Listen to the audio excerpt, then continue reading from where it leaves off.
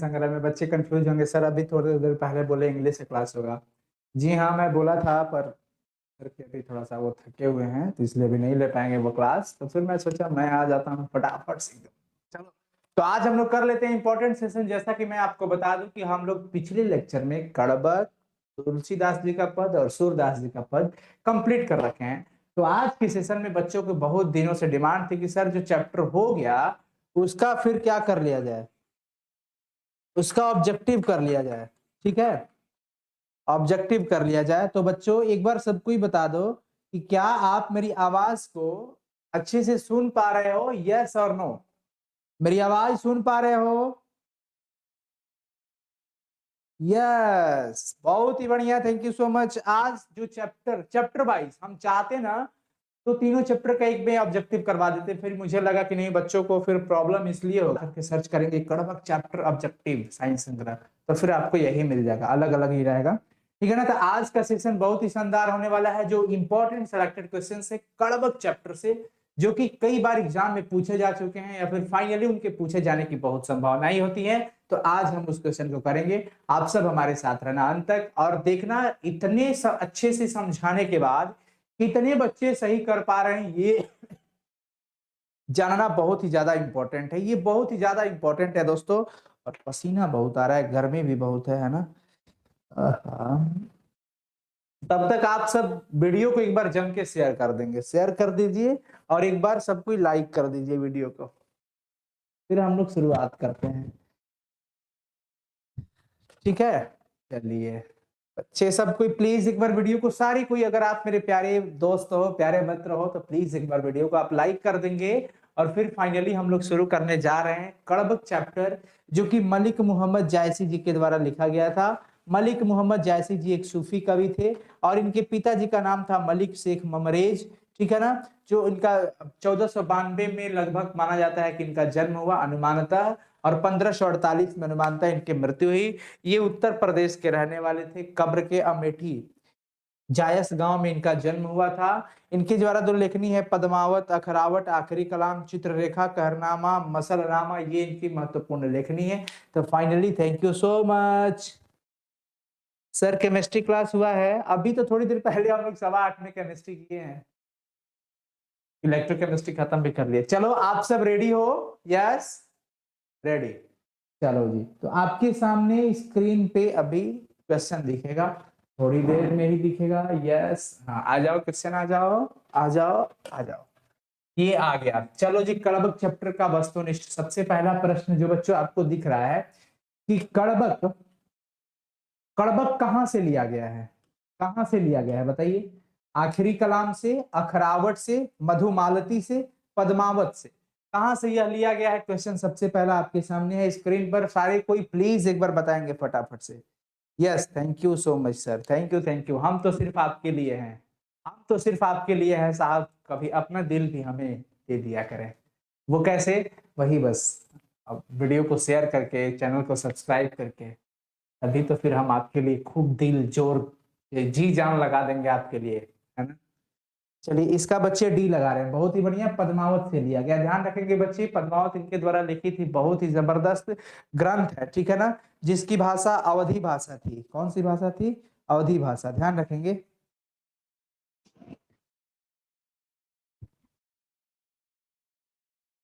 जी हाँ बच्चों, पद जायसी जी के जो काव्य की भाषा थी ना वो अवधी भाषा थी। पद्मावत हो जाएगा पहला का ऑप्शन, डी राइट हो जाएगा। अगला हम बात करते हैं कड़बक के रचयिता कौन है। इन सारी चीजों को जो जो क्वेश्चन होता है ये आपके लिए चूंकि बहुत ही इजी लग रहा होगा। ऐसा पता है क्यों इजी लग रहा होगा आपको? क्योंकि आपको इतना ढंग से पढ़ाया गया, इतना जबरदस्त तरीके से इसका एक्सप्लेनेशन और क्वेश्चन आंसर दिए हैं, तो आपको कभी दिक्कत नहीं होगा। आप बताएंगे कि कड़बक के रचयिता कौन है, कड़बक के रचयिता कौन है, ये चीज बताओ आप।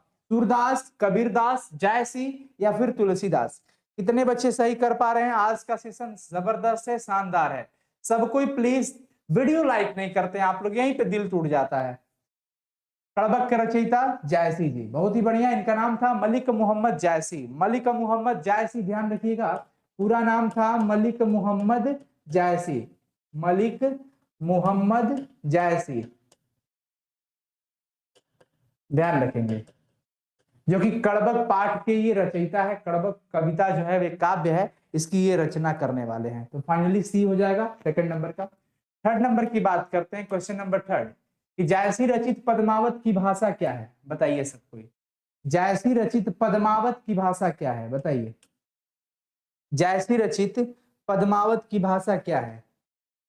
सब कोई बताइए तो फटाफट से। बहुत ही बढ़िया, वेरी गुड।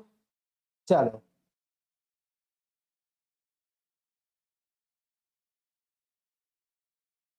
यस, बहुत ही बढ़िया, क्या बात है, जबरदस्त। कुछ बच्चे कह रहे हैं क्या?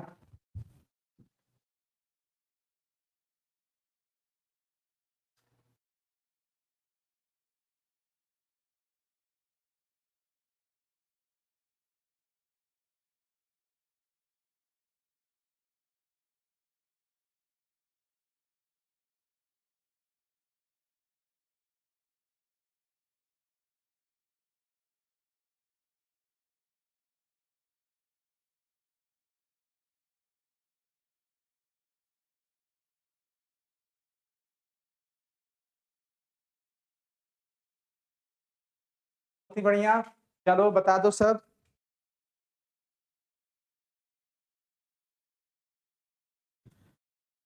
अवधि, अभी मैं थोड़ी देर पहले भी आपको बताया था कि अवधि भाषा की वो फेमस रहे, और उनकी जो काव्य की भाषा थी वो अवधि भाषा थी। और जैसी रचित जो पद्मावत है, वो आपको मैं बता दूं कि राजा रतन सेन और रानी पद्मावती की कहानी है, ठीक है ना। चित्तौड़गढ़ और सिंघल द्वीप की रानी। क्वेश्चन नंबर 4, मलिक मोहम्मद जायसी किस परंपरा के कवि हैं? ये क्वेश्चन बहुत ही ज्यादा इंपॉर्टेंट बनता है, जरा ध्यान देंगे इस क्वेश्चन पे बच्चों।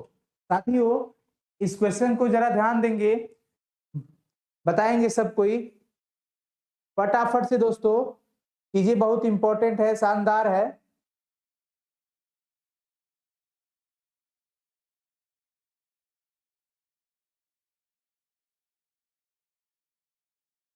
चलो, बहुत ही बढ़िया, एक्सीलेंट, क्या बात है, क्या बात है, बहुत ही बढ़िया। यस यस यस, चलो जी। ये सूफी संत थे और प्रेम ख्यानक काव्य परंपरा, प्रेम ख्यानक काव्य परंपरा के कवि थे। ध्यान रखिएगा आप सब कोई, प्रेमाख्यानक काव्य परंपरा के कवि थे। ऑप्शन नंबर सी राइट हो जाएगा, प्रेमाख्यानक काव्य परंपरा के कवि थे।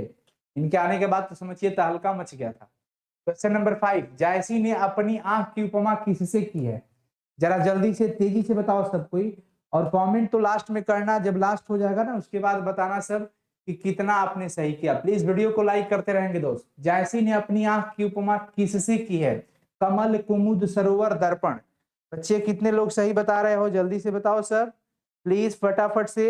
Yes, very good, yes, very good, very good बच्चों, बहुत बढ़िया। क्वेश्चन नंबर 5 का राइट आंसर क्या होगा, जरा बताएंगे सब कोई। क्वेश्चन नंबर 5 का बहुत ही इंपॉर्टेंट सेशन चल रहा है आप लोग के लिए 2020 एग्जाम के लिए, 2022 परीक्षा जो होने वाली है उस एग्जाम के लिए।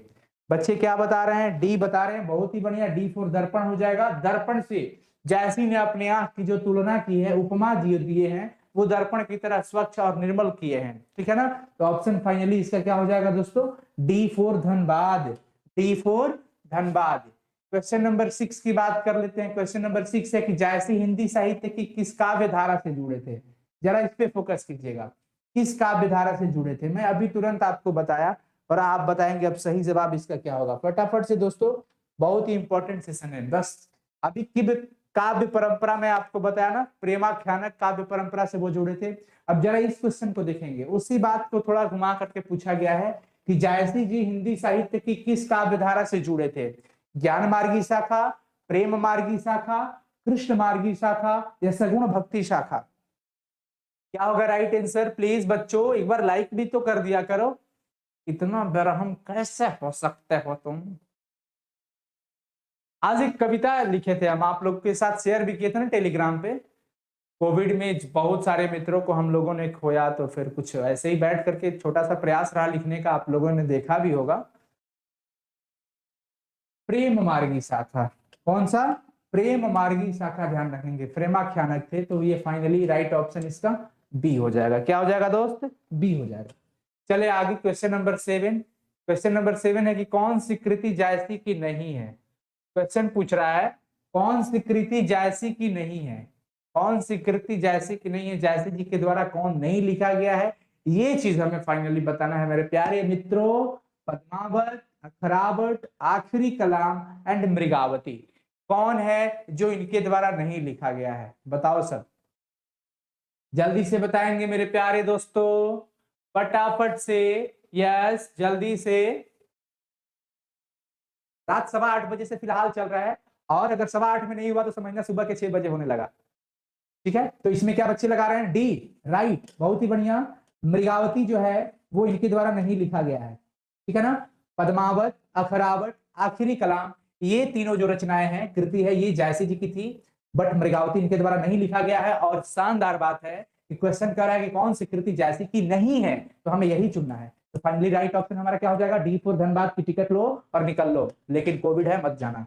पद्मावत किसकी रचना है, जरा बता सकते हैं आप? इसी तरह से क्वेश्चन घुमा घुमा करके पूछा जाएगा बोर्ड एग्जाम में, और आपके बोर्ड एग्जाम में हिंदी से 100 मार्क्स आना है, ये तय है, ये हमारी गारंटी और जिम्मेवारी है। बशर्ते एक शर्त है कि आप मेहनत करना खूब जम के, आप मेहनत खूब जम के करना, बाकी तो हम इधर से हल्का मचाएंगे आपके लिए।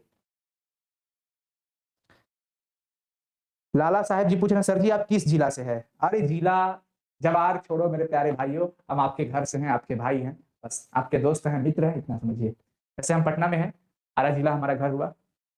पद्मावत किसकी रचना है जी? जायसी जी की रचना है। किसकी रचना है? जायसी जी की, मलिक मोहम्मद जायसी जी की रचना है।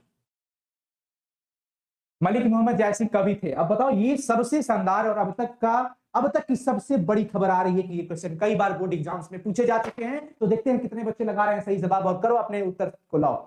इसमें क्या होगा सही बच्चों? बता दो बच्चों फटाफट से। यस, बहुत ही बढ़िया, बहुत ही बढ़िया, वेरी गुड।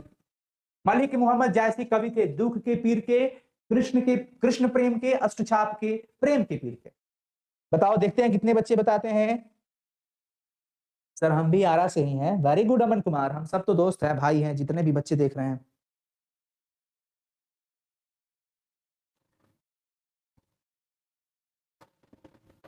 सुमन चौहान जी, क्या बात है, बहुत ही बढ़िया है। सर आपकी शादी हो गई? नहीं, शादी तो नहीं हुई है, क्या कर रहे हो बताओ तो? शादी नहीं हुई है, छोड़ो यार शादी वादी। प्रेम के पीर के कवि को किन को कहा जाता है? मलिक मोहम्मद जायसी जी को।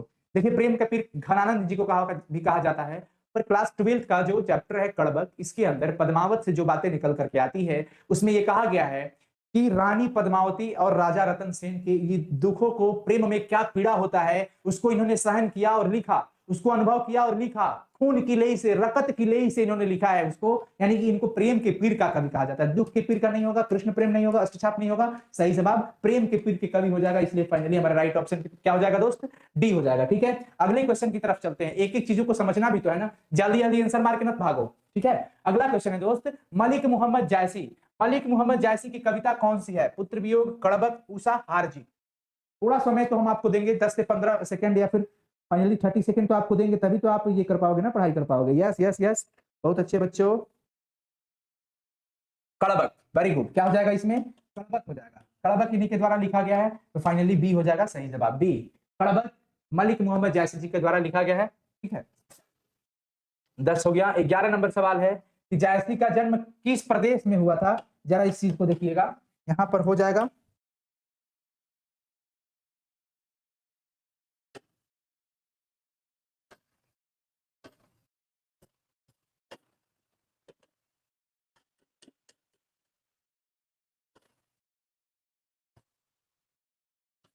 हटा दिए इसको। अब क्वेश्चन होगा कि किस प्रदेश में हुआ था? अब बताओ सही जवाब। जायसी जी का जन्म किस प्रदेश में हुआ था? क्या हो जाएगा सही जवाब? क्या हो जाएगा? उत्तर प्रदेश। क्या हो जाएगा दोस्तों? उत्तर प्रदेश में इनका जन्म हुआ था। उत्तर प्रदेश का अमेठी, उत्तर प्रदेश के कब्र अमेठी जिला, और फिर जायस गांव में हुआ था इनका जन्म, जायसी जी का। उत्तर प्रदेश हो जाएगा। राइट ऑप्शन क्या हो जाएगा दोस्तों? ए हो जाएगा। जायसी जी का जन्म किस प्रदेश में हुआ था? अगला, जायसी किस तरह के कवि थे? लो, ये तो अब तक का सबसे बड़ा ये भी सवाल है, मतलब सब इंपॉर्टेंट ही सवाल है। कई बार बोर्ड एग्जाम्स में पूछे जाने की इनकी संभावना व्यक्त की जा रही है, और पूछे भी गए हैं, ये भी कंफर्म है। कि जायसी किस तरह के कवि थे, भक्त कवि, सूफी कवि, श्रृंगारिक कवि, या फिर इनमें से कोई नहीं। बच्चे क्या जवाब लगा रहे हैं सर, देखेंगे। यस, बच्चे ए लगा रहे हैं इसमें, भक्त कवि। नहीं नहीं, इसका क्या होगा जरा अच्छे से बताओ सर, बी।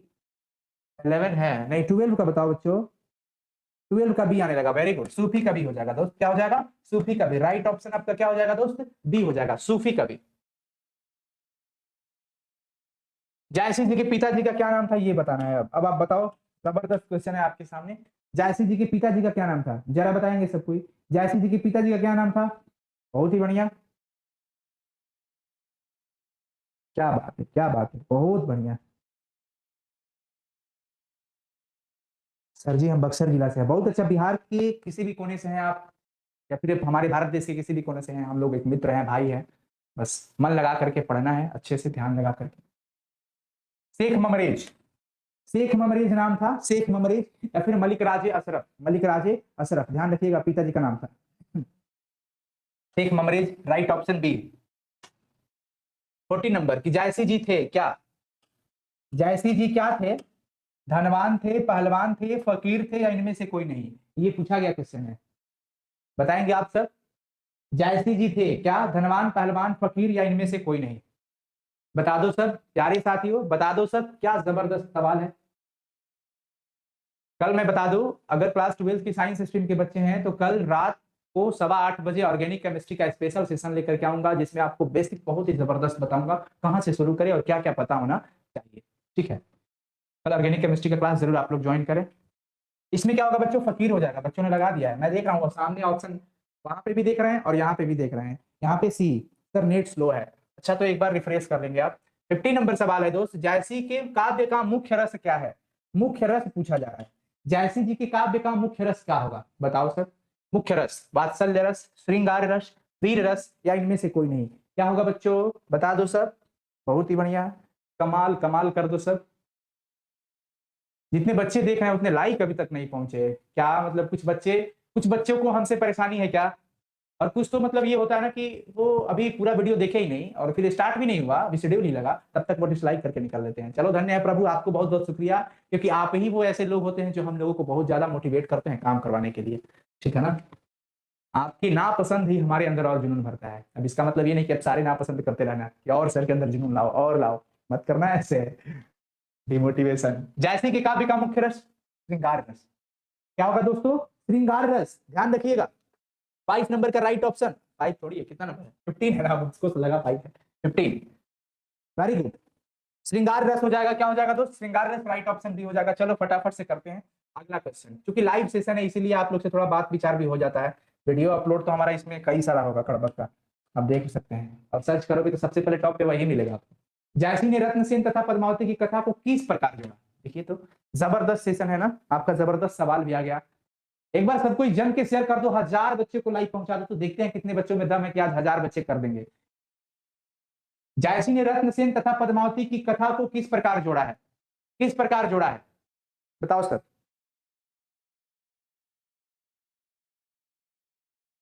सर मैं 21 का इंटर परीक्षा दिया था तो सेकंड आ गया हूँ, 22 में एग्जाम दे सकते हैं, दे सकते हो, कोई दिक्कत नहीं है। रक्त रूपी लेई द्वारा, खून की लेई से, खून की लेई से उन्होंने सजाया था, शब्दों को एक एक करके जोड़ा था खून की लेई से, ध्यान रखना, ठीक है। तो फाइनली 16 का राइट ऑप्शन सी हो जाएगा। 17, जायसी ने किस दोष से युक्त होते हुए भी गुणवान है, जायसी जी का एक दोष है और उस दोष के होने की वजह से भी ये देखिए कितने मतलब कि गुणवान निकले, ये चीज आपसे पूछा जा रहा है। जायसी ने किस दोष से युक्त होते हुए भी ये गुणवान है, जीवा दोष यानी कि जीभ का दोष, नेत्र दोष यानी कि आंख का दोष, भ्रमण दोष यानी कि इधर उधर भटकने घूमने वाला दोष, या फिर श्रव्य दोष या कि सुनाई ही नहीं देता था इसको, कौन सा दोष था बताइए सब। वेरी गुड बच्चों, क्या हो जाएगा, नेत्र दोष, इनका नेत्र दोष था, क्या था, नेत्र दोष, ठीक है ना, ध्यान रखेंगे। एक आंख के थे और उसी को क्या, ये दर्पण की उपमा दिए थे।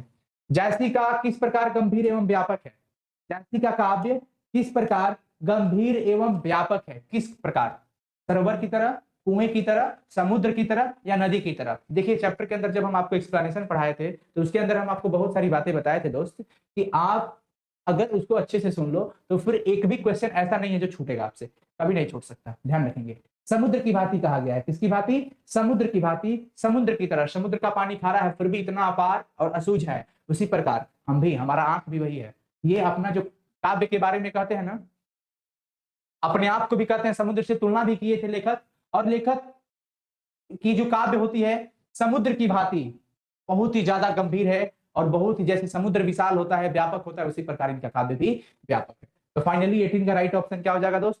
सी हो जाएगा। 19 नंबर बताइए, इनमें से प्रेम के पीर के कवि कौन है? प्रेम के पीर के कवि कौन है, जरा बताएंगे सबको? यस, बहुत ही बढ़िया। प्रेम के पीर के कवि कौन है? जायसी जी है ना। अब इसमें तो ज्यादा टाइम नहीं लगाना है, ये आप अब जानते भी हो कि जायसी जी हो जाएंगे। राइट ऑप्शन क्या हो जाएगा? ए हो जाएगा। जायसी जी, प्रेम के पीर के कवि इन्हीं को कहा जाता है। 20 नंबर, जायसी जी के गुरु का क्या नाम था? ये क्वेश्चन आपके सामने जबरदस्त स्क्रीन पे है, जल्दी से बताएंगे आप कि जायसी जी के गुरु जी का क्या नाम था? बच्चों बता दो सब, जायसी जी के गुरु जी का क्या नाम था? प्लीज एक बार लाइक कर दो सब कोई, 1000 पहुंचा दो लाइक। 1 के लाइक कम से कम आज हो जाना चाहिए दोस्तों, 1 के तो कर ही दो, है ना। चलो, बहुत ही बढ़िया, वेरी गुड। देखिए, सैयद अशरफ जहांगीर और शेख मोहिदी, ए और बी दोनों हो जाएगा, ए और बी दोनों हो जाएगा। शेख मोहिदी और सैयद अशरफ जहांगीर, ये दोनों इनके गुरु थे, यानी कि ऑप्शन ए और बी दोनों। तो राइट ऑप्शन हमारा डी हो जाएगा। और डी में ध्यान रखिएगा कि शेख मोहिदी और सैयद अशरफ जहांगीर जायसी जी के गुरु थे ये लोग, ठीक है ना। तो ये हमारा ऑप्शन डी में है। इसीलिए 21 नंबर, कौन सी जायसी की रचना है? कौन सी रचना जायसी की है, जरा बताएंगे सब कोई? बहुत ही बढ़िया, जबरदस्त, क्या बात है, बहुत अच्छा। कौन सी रचना जायसी जी की है ये बताना है। हाँ, सब सब सब, चंपावत भी है, होलीनामा भी है, इतरावत भी है, इनमें से सभी हो जाएगा, ठीक है ना। इनमें से सभी, इनमें से सभी याद रखिएगा। चलिए अगला 22, जायसी जी को क्या हुआ था? जायसी जी को क्या हुआ था बच्चों, बताओ तो। आप पढ़े हैं ना एक्सप्लेनेशन, जायसी जी को क्या हुआ था? स्टाइलिश राजा, हिंदी की क्लास अभी रात 9:30 बजे से चलता है। Thank you so much. बताओ सब कोई, जायसी जी को क्या हुआ था? चेचक हुआ था। हैजा, पीलिया और कैंसर नहीं था, उनको चेचक की बीमारी थी, जिससे चेहरे पे दाग पड़ गए थे, चेहरे देखने में खराब लगते थे। फिर भी वो अपने आप को सेल्फ इतना जबरदस्त मोटिवेटेड रखे हैं, दुनिया वालों को एक शिक्षा दिए हैं कि भाई चेहरे कैसे भी हो, चमड़े में दाग कुछ भी हो जाए, एक अवगुण से हमारी गुण खत्म नहीं हो जाते। जैसे चंद्रमा के अंदर जो काला दाग है ना, धब्बा है, वो भले ही है, फिर उसका कोई महत्व नहीं है। देखो, वो तो पूरी दुनिया को प्रकाशित करके रखा है। चलिए अगला क्वेश्चन की तरफ चलते हैं।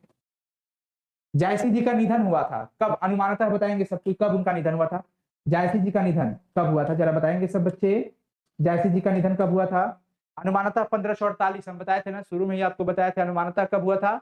1548 में, यानी कि राइट ऑप्शन इस यहाँ पे क्या हो जाएगा दोस्त? सी हो जाएगा। राइट ऑप्शन क्या हो जाएगा? सी हो जाएगा, 1548 में, 1548 में। 24 नंबर क्वेश्चन, जो कि हमारा लास्ट क्वेश्चन है, कि पठित पाठ के आधार पर काला धब्बा का संबंध किससे है? बताइए, काला धब्बा का संबंध किससे है? काला धब्बा का संबंध किससे है? काला धब्बा का, यानी कि काला जो दाग है, उसका संबंध किससे है? बताएंगे सब? यस, बहुत ही बढ़िया। और आप सभी को बहुत बहुत थैंक यू, बहुत बहुत बधाई और शुभकामनाएं। क्यों सर? क्योंकि अब आपका साइंस संग्रह परिवार कल शाम तक समझिए कि 3 लाख सब्सक्राइबर उसके हो जाएंगे। आप सबका प्यार दुलार, 300 के सब्सक्राइबर्स कल पूरा होने वाले हैं। आप सबको बहुत बहुत शुक्रिया और धन्यवाद। आप ऐसे ही अपने इस परिवार को प्यार दुलार आशीर्वाद देते रहें, है ना। चलिए, इसका सही जवाब हो जाएगा चंद्रमा से। किससे हो जाएगा? चंद्रमा से हो जाएगा, राइट ऑप्शन इसका ए। तो ये जबरदस्त 24 क्वेश्चन हम लोगों ने किया, और मैं जानना चाहूंगा